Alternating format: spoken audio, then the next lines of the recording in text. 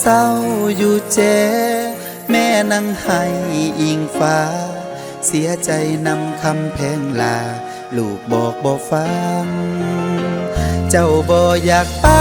ห้องเฮียนพ่อแม่หูสึกผิดหวังยันเจ้าเสียดายภายหลังเมื่อตอนเจ้าใหญ่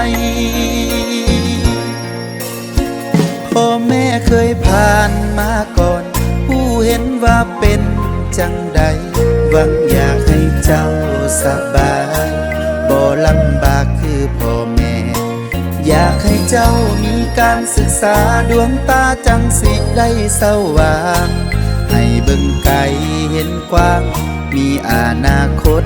สดใสคือเพิ่นแต่ว่าเจ้านั้นนา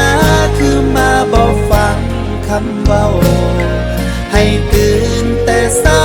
แต่เจ้าพัดนอนตื่นสายหอดส่วงโมงเข้าเฮียนหน้าตาก็ยังบ่ทันสวยไปห้องเฮียนก็สวยจนใกล้เวลาเข้าห้อ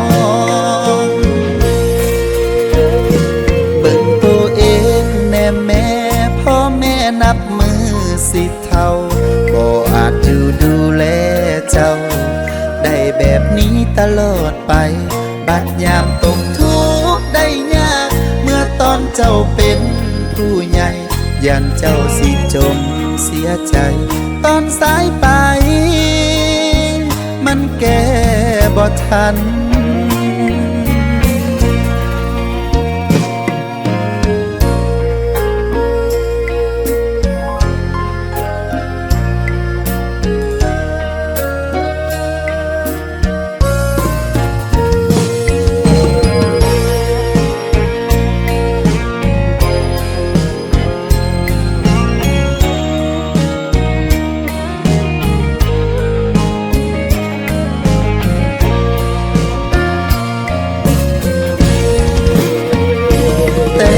เจ้า